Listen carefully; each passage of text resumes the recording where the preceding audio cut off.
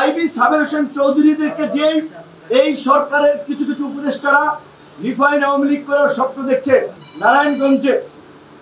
IB ব্যক্তিগতভাবে ভালো মন্দ আমি সেই বিষয়ে যাচ্ছি না।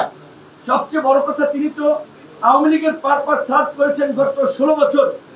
আইবিকে যখন গ্রেপ্তার করতে গিয়েছে, আপনারা নাটক লক্ষ্য করেছেন, নাটকের আপনার চিত্রায়ন দেখেছেন, সুন্দর অ্যাক্টিং।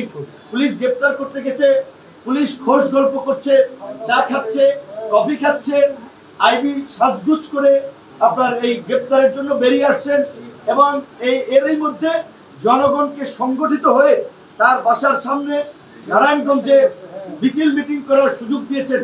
আর প্রশাসন নীরব দর্শকের ভূমিকায় ছিল। এগুলো কেন হয়েছে জানেন? এই সহজ সমীকরণ আপনাদেরকে মিলাতে হবে। এই আইবি সাবের হোসেন চৌধুরীদেরকে দিয়েই এই সরকারের কিছু কিছু উপদেষ্টারা রিফাইন আওয়ামী লীগ করার স্বপ্ন দেখছে। তাই আমরা বলছি উপদেষ্টাদেরকে, আপনারা এই সমস্ত নাটক করতে গেলে আপনাদের অস্তিত্ব কিন্তু থাকবে না। আইবিকে গ্রেপ্তারে কেন তাকে গ্রেপ্তার করতে গিয়ে এই নাটক করা হলো? কেন আইবির সমর্থকদেরকে এই মিছিল মিটিং করে এই পরিবেশ তৈরি করতে দেওয়া হলো?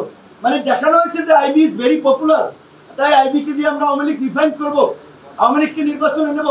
সাবের হোসেন চৌধুরীর বিদেশি কানেকশন, তিনি ইন্টার পার্লামেন্টারি ইউনিয়নের নেতা ছিলেন, এই কারণে তাদেরকে মুক্তি দেওয়া হয়েছে।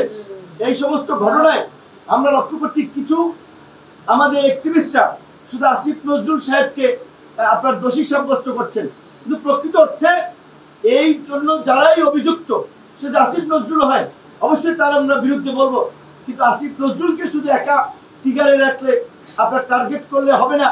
প্রকৃত অর্থে যারা এই আওয়ামী পুনর্বাসনে জড়িত, গণহত্যাকারীদের রক্ষায় জড়িত, এই আওয়ামী লীগের দোসরদের ব্যবসা বাণিজ্য এখনো টিকিয়ে রেখেছে, কোন কোন উপদেষ্টা আমাদেরকে খুঁজে বের করতে হবে, তাদের বিরুদ্ধে আমাদেরকে নামতে হবে। এবং প্রধান উপদেষ্টা আমরা শুনেছিলাম সোমবার জাতীয় সংলাপ ডাকার কথা।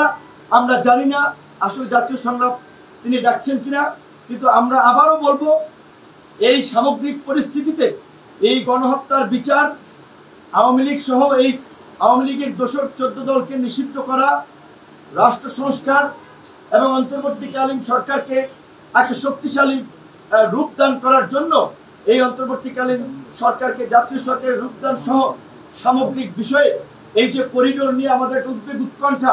কেউ কেউ বলছে যে সরকার অলরেডি নীতিগত সিদ্ধান্ত নিয়েছে, অলরেডি এটা হয়ে যাচ্ছে। চট্টগ্রাম আপনারা দেখেছেন বন্দর বিদেশিদের হাতে তুলে দেওয়া হচ্ছে। এই আমরা জানি না শুধু আমরা লীগ নিষিদ্ধ হওয়ার বিষয় নিয়ে আছি, আর তলে তলে যে আরো দেশে অনেক কিছু হয়ে যাচ্ছে, এই সমস্ত বিষয় আমাদের কনসার্ন আছে কিনা। তাই আমরা এই বিষয়গুলো সামগ্রিক প্রেক্ষাপটে আমরা প্রধান উপদেষ্টাকে জাতীয় সংলাপ ডাকার আহ্বান জানাচ্ছি।